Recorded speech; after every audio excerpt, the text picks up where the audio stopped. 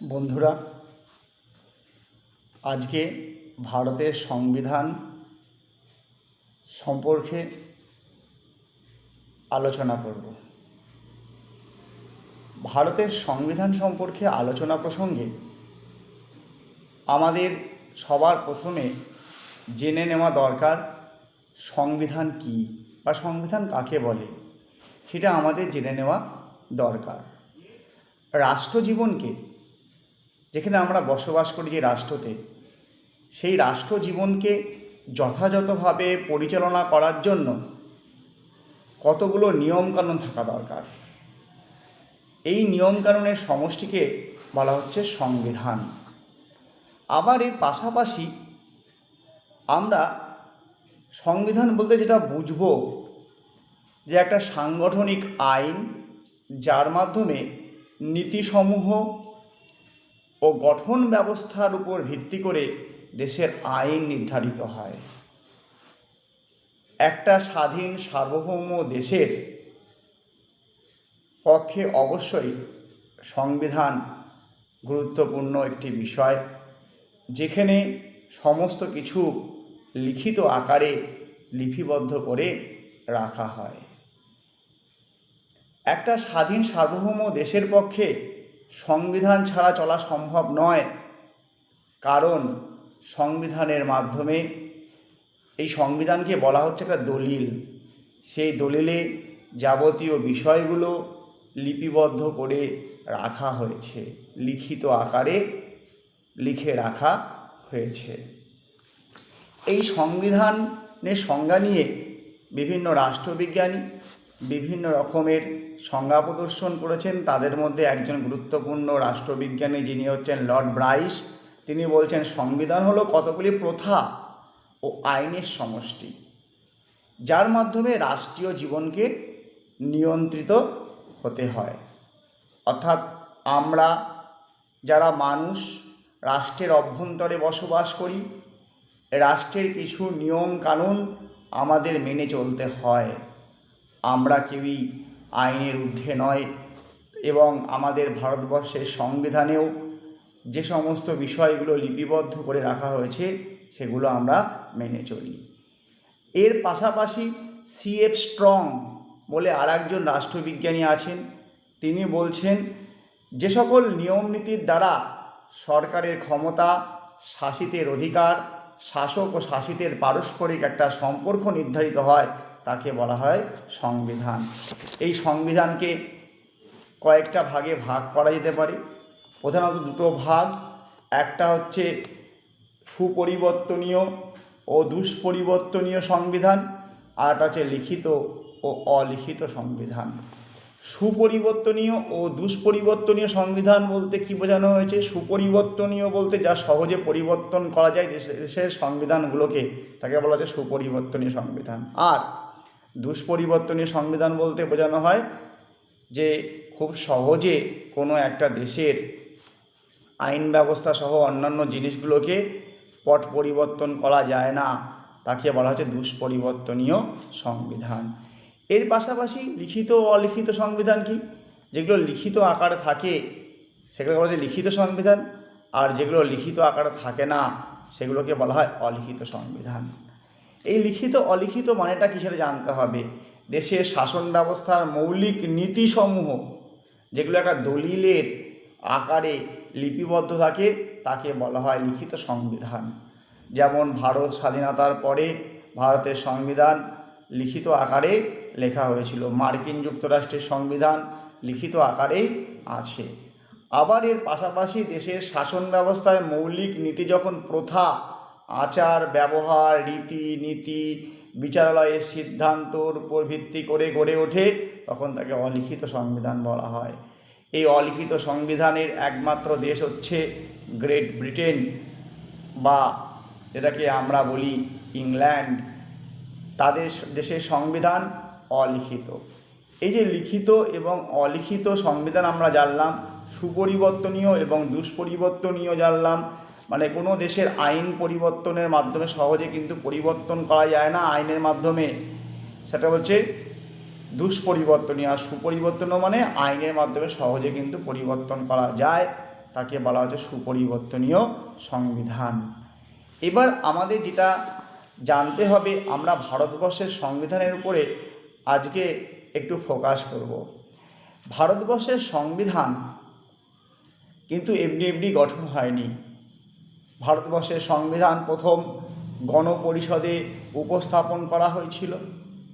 গণপরিষদে 1946 সাল 9 ডিসেম্বর দিল্লিতে গণপরিষদের প্রথম অধিবেশন অনুষ্ঠিত হয় এবং সেই অধিবেশনেই কিন্তু ভারতবর্ষের সংবিধানটা নিয়ে আলোচনা করার জন্য, বিস্তারিতভাবে পুঙ্খানুপুঙ্খভাবে আলোচনা করবার জন্য তদারকি করা হয়েছিল। অবশেষে বহু বিতর্কের মধ্যে দিয়ে 1949 সাল 26শে নভেম্বর ভারতের সংবিধান গণপরিষদে প্রস্তাবিত হয়েছিল এবং 1950 সালের 26শে জানুয়ারি ভারতবর্ষের সংবিধান কার্যকরী হয়েছিল। ভারতবর্ষের সংবিধান কিন্তু কোনো একটি দেশের সংবিধানকে নিয়ে নয়, সবথেকে বড় সংবিধান এবং বিশ্বের বৃহত্তম সংবিধান রূপে পরিচিত ভারতবর্ষের সংবিধান। প্রত্যেকটা দেশ থেকে ধার করা ভারতের সংবিধান, যেমন গ্রেট ব্রিটেন, সেখান থেকে সংসদীয় ব্যবস্থা, গণতন্ত্র, আইনের অনুশাসন, আইনের প্রণয়ন পদ্ধতি, নির্বাচন, আইন প্রণয়ন পদ্ধতি, নির্বাচন ব্যবস্থা, এগুলো আলোচনা করা হয়েছে। আবার এর পাশাপাশি আমেরিকা যুক্তরাষ্ট্র থেকে নেওয়া হয়েছে নাগরিক অধিকার, বিচার বিভাগের পর্যালোচনা। এর পাশাপাশি কানাডা থেকে নেওয়া হয়েছে যুক্তরাষ্ট্রীয় ব্যবস্থা ও অবশিষ্ট ক্ষমতা। আয়ারল্যান্ডের সংবিধান থেকে নেওয়া হয়েছে নির্দেশমূলক নীতিসমূহ। আর ফ্রান্সের সংবিধান থেকে নেওয়া হয়েছে সাম্য, মৈত্রী ও স্বাধীনতা। এর পাশাপাশি অস্ট্রেলিয়ার সংবিধান থেকেও ভারতের সংবিধান ধার করেছে, যেমন যুগ্ম তালিকা, পার্লামেন্টের উভয় কক্ষে যৌথ অধিবেশন, রাজ্যের ব্যবসা বাণিজ্যিক অধিকার, এই সমস্ত বিষয়াদি। এর পাশাপাশি সোভিয়েত সংবিধান থেকেও ভারতের সংবিধান ধার করেছে, সেটা হচ্ছে মৌলিক কর্তব্য, সেটা কিন্তু ধার করেছে ভারতবর্ষের সংবিধান। এবার আমাদের যেটা জানতে হবে, ভারতবর্ষের সংবিধানের ক্ষেত্রে এই যে বিশ্বের বৃহত্তম সংবিধান এবং লিখিত সংবিধান ভারতবর্ষের সংবিধান, সেখানে 1934 সাল এম.এন. রায় নামে একজন কমিউনিস্ট নেতা বা ব্যক্তিত্ব, তিনি প্রথম সংবিধান রচনার প্রয়োজনীয়তা নিয়ে চিন্তাভাবনা শুরু করেছিলেন। পরবর্তীকালে 1935 সালে জাতীয় কংগ্রেস এই ভাবনাটি নিয়মানুগভাবে গৃহীত হয়েছিল এবং ব্রিটিশ সরকার, তখন ভারতবর্ষে ব্রিটিশ সরকার শাসন করছে, 1940 সালে আগস্ট প্রস্তাবে সংবিধান রচনার দাবিটি স্বীকৃতি দেয়। আমরা প্রথমেই বললাম, ভারতবর্ষের সংবিধান প্রথম গণপরিষদে উত্থাপনের পরে অনেকগুলো অধিবেশন বসেছে।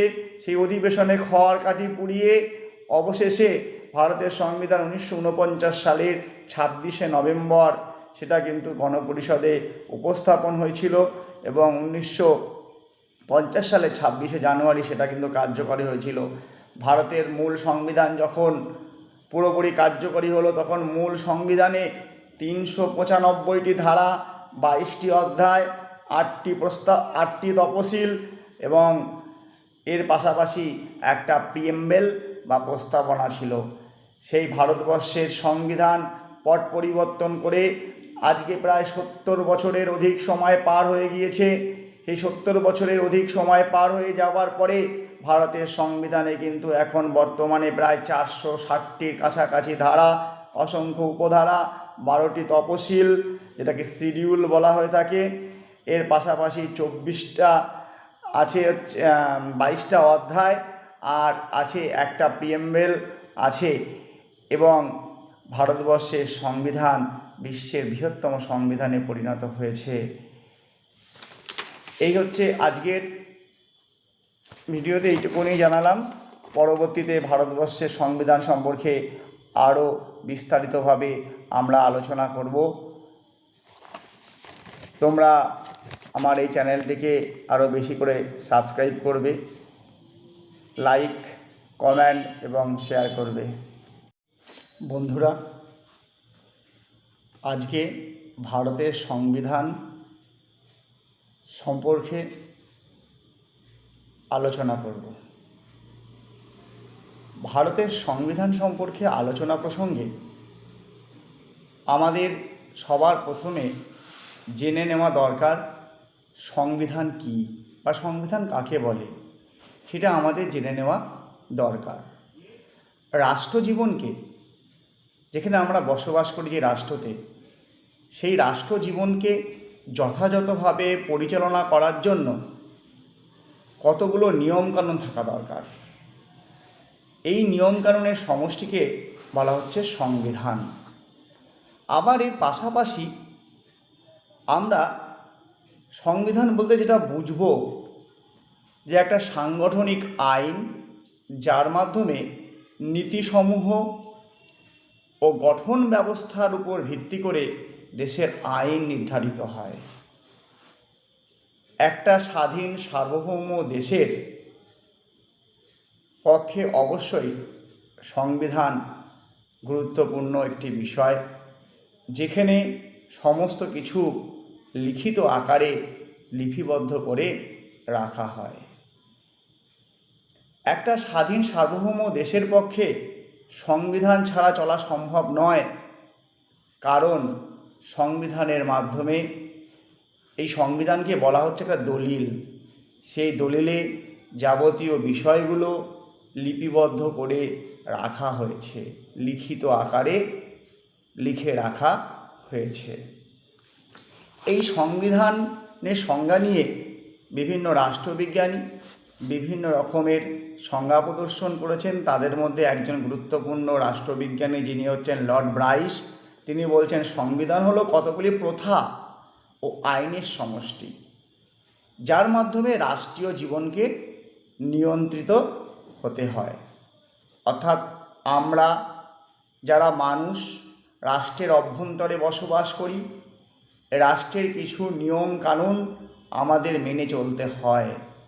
আমরা কেউই আইনের ঊর্ধ্বে নয়, এবং আমাদের ভারতবর্ষের সংবিধানেও যে সমস্ত বিষয়গুলো লিপিবদ্ধ করে রাখা হয়েছে সেগুলো আমরা মেনে চলি। এর পাশাপাশি সিএফ স্ট্রং বলে আর একজন রাষ্ট্রবিজ্ঞানী আছেন, তিনি বলছেন যে সকল নিয়ম নীতির দ্বারা সরকারের ক্ষমতা, শাসিতের অধিকার, শাসক ও শাসিতের পারস্পরিক একটা সম্পর্ক নির্ধারিত হয় তাকে বলা হয় সংবিধান। এই সংবিধানকে কয়েকটা ভাগে ভাগ করা যেতে পারে, প্রধানত দুটো ভাগ। একটা হচ্ছে সুপরিবর্তনীয় ও দুষ্পরিবর্তনীয় সংবিধান, আর একটা হচ্ছে লিখিত ও অলিখিত সংবিধান। সুপরিবর্তনীয় ও দুষ্পরিবর্তনীয় সংবিধান বলতে কি বোঝানো হয়েছে? সুপরিবর্তনীয় বলতে যা সহজে পরিবর্তন করা যায় দেশের সংবিধানগুলোকে, তাকে বলা হচ্ছে সুপরিবর্তনীয় সংবিধান। আর দুষ্পরিবর্তনীয় সংবিধান বলতে বোঝানো হয় যে খুব সহজে কোনো একটা দেশের আইন ব্যবস্থা সহ অন্যান্য জিনিসগুলোকে পট পরিবর্তন করা যায় না, তাকে বলা হচ্ছে দুষ্পরিবর্তনীয় সংবিধান। এর পাশাপাশি লিখিত ও অলিখিত সংবিধান কি? যেগুলো লিখিত আকারে থাকে সেগুলোকে বলা হচ্ছে লিখিত সংবিধান, আর যেগুলো লিখিত আকারে থাকে না সেগুলোকে বলা হয় অলিখিত সংবিধান। এই লিখিত অলিখিত মানেটা কি সেটা জানতে হবে। দেশের শাসন ব্যবস্থার মৌলিক নীতিসমূহ যেগুলো একটা দলিলের আকারে লিপিবদ্ধ থাকে তাকে বলা হয় লিখিত সংবিধান। যেমন ভারত স্বাধীনতার পরে ভারতের সংবিধান লিখিত আকারে লেখা হয়েছিল, মার্কিন যুক্তরাষ্ট্রের সংবিধান লিখিত আকারেই আছে। আবার এর পাশাপাশি দেশের শাসন ব্যবস্থায় মৌলিক নীতি যখন প্রথা, আচার ব্যবহার, রীতি নীতি, বিচারালয়ের সিদ্ধান্তর উপর ভিত্তি করে গড়ে ওঠে, তখন তাকে অলিখিত সংবিধান বলা হয়। এই অলিখিত সংবিধানের একমাত্র দেশ হচ্ছে গ্রেট ব্রিটেন, বা যেটাকে আমরা বলি ইংল্যান্ড। তাদের দেশের সংবিধান অলিখিত। এই যে লিখিত এবং অলিখিত সংবিধান আমরা জানলাম, সুপরিবর্তনীয় এবং দুষ্পরিবর্তনীয় জানলাম, মানে কোনো দেশের আইন পরিবর্তনের মাধ্যমে সহজে কিন্তু পরিবর্তন করা যায় না আইনের মাধ্যমে, সেটা হচ্ছে দুষ্পরিবর্তনীয়। আর সুপরিবর্তনীয় মানে আইনের মাধ্যমে সহজে কিন্তু পরিবর্তন করা যায়, তাকে বলা হচ্ছে সুপরিবর্তনীয় সংবিধান। এবার আমাদের যেটা জানতে হবে, আমরা ভারতবর্ষের সংবিধানের উপরে আজকে একটু ফোকাস করব। ভারতবর্ষের সংবিধান কিন্তু এমনি এমনি গঠন হয়নি। ভারতবর্ষের সংবিধান প্রথম গণপরিষদে উপস্থাপন করা হয়েছিল। গণপরিষদে 1946 সাল 9 ডিসেম্বর দিল্লিতে গণপরিষদের প্রথম অধিবেশন অনুষ্ঠিত হয় এবং সেই অধিবেশনেই কিন্তু ভারতবর্ষের সংবিধানটা নিয়ে আলোচনা করার জন্য, বিস্তারিতভাবে পুঙ্খানুপুঙ্খভাবে আলোচনা করবার জন্য তদারকি করা হয়েছিল। অবশেষে বহু বিতর্কের মধ্যে দিয়ে 1949 সাল 26শে নভেম্বর ভারতের সংবিধান গণপরিষদে প্রস্তাবিত হয়েছিল এবং 1950 সালের 26শে জানুয়ারি ভারতবর্ষের সংবিধান কার্যকরী হয়েছিল। ভারতবর্ষের সংবিধান কিন্তু কোনো একটি দেশের সংবিধানকে নিয়ে নয়, সবথেকে বড় সংবিধান এবং বিশ্বের বৃহত্তম সংবিধান রূপে পরিচিত ভারতবর্ষের সংবিধান। প্রত্যেকটা দেশ থেকে ধার করা ভারতের সংবিধান, যেমন গ্রেট ব্রিটেন, সেখান থেকে সংসদীয় ব্যবস্থা, গণতন্ত্র, আইনের অনুশাসন, আইনের প্রণয়ন পদ্ধতি, আইন প্রণয়ন পদ্ধতি, নির্বাচন ব্যবস্থা, এগুলো আলোচনা করা হয়েছে। আবার এর পাশাপাশি আমেরিকা যুক্তরাষ্ট্র থেকে নেওয়া হয়েছে নাগরিক অধিকার, বিচার বিভাগের পর্যালোচনা। এর পাশাপাশি কানাডা থেকে নেওয়া হয়েছে যুক্তরাষ্ট্রীয় ব্যবস্থা ও অবশিষ্ট ক্ষমতা। আয়ারল্যান্ডের সংবিধান থেকে নেওয়া হয়েছে নির্দেশমূলক নীতিসমূহ। আর ফ্রান্সের সংবিধান থেকে নেওয়া হয়েছে সাম্য, মৈত্রী ও স্বাধীনতা। এর পাশাপাশি অস্ট্রেলিয়ার সংবিধান থেকেও ভারতের সংবিধান ধার করেছে, যেমন যুগ্ম তালিকা, পার্লামেন্টের উভয় কক্ষে যৌথ অধিবেশন, রাজ্যের ব্যবসা বাণিজ্যিক অধিকার, এই সমস্ত বিষয়াদি। এর পাশাপাশি সোভিয়েত সংবিধান থেকেও ভারতের সংবিধান ধার করেছে, সেটা হচ্ছে মৌলিক কর্তব্য, সেটা কিন্তু ধার করেছে ভারতবর্ষের সংবিধান। এবার আমাদের যেটা জানতে হবে, ভারতবর্ষের সংবিধানের ক্ষেত্রে এই যে বিশ্বের বৃহত্তম সংবিধান এবং লিখিত সংবিধান ভারতবর্ষের সংবিধান, সেখানে 1934 সাল MN রায় নামে একজন কমিউনিস্ট নেতা বা ব্যক্তিত্ব, তিনি প্রথম সংবিধান রচনার প্রয়োজনীয়তা নিয়ে চিন্তাভাবনা শুরু করেছিলেন। পরবর্তীকালে 1935 সালে জাতীয় কংগ্রেস এই ভাবনাটি নিয়মানুগভাবে গৃহীত হয়েছিল এবং ব্রিটিশ সরকার, তখন ভারতবর্ষে ব্রিটিশ সরকার শাসন করছে, 1940 সালে আগস্ট প্রস্তাবে সংবিধান রচনার দাবিটি স্বীকৃতি দেয়। আমরা প্রথমেই বললাম, ভারতবর্ষের সংবিধান প্রথম গণপরিষদে উত্থাপনের পরে অনেকগুলো অধিবেশন বসেছে। সেই অধিবেশনে খড় কাঠি পুড়িয়ে অবশেষে ভারতের সংবিধান 1949 সালের 26শে নভেম্বর সেটা কিন্তু গণপরিষদে উপস্থাপন হয়েছিল এবং 1950 সালে 26শে জানুয়ারি সেটা কিন্তু কার্যকরী হয়েছিল। ভারতের মূল সংবিধান যখন পুরোপুরি কার্যকরী হলো, তখন মূল সংবিধানে 395টি ধারা, 22টি অধ্যায়, 8টি তফসিল এবং এর পাশাপাশি একটা প্রিএম্বেল বা প্রস্তাবনা ছিল। সেই ভারতবর্ষের সংবিধান পট পরিবর্তন করে আজকে প্রায় 70 বছরের অধিক সময় পার হয়ে গিয়েছে। সেই 70 বছরের অধিক সময় পার হয়ে যাওয়ার পরে ভারতের সংবিধানে কিন্তু এখন বর্তমানে প্রায় 460টির কাছাকাছি ধারা, অসংখ্য উপধারা, 12টি তফসিল, যেটাকে শিডিউল বলা হয়ে থাকে। এর পাশাপাশি 24টা আছে 22টা অধ্যায়, আর আছে একটা প্রিএম্বেল আছে এবং ভারতবর্ষের সংবিধান বিশ্বের বৃহত্তম সংবিধানে পরিণত হয়েছে। এই হচ্ছে আজকের ভিডিওতে এইটুকুনি জানালাম। পরবর্তীতে ভারতবর্ষের সংবিধান সম্পর্কে আরও বিস্তারিতভাবে আমরা আলোচনা করব। তোমরা আমার এই চ্যানেলটিকে আরও বেশি করে সাবস্ক্রাইব করবে, লাইক, কমেন্ট এবং শেয়ার করবে।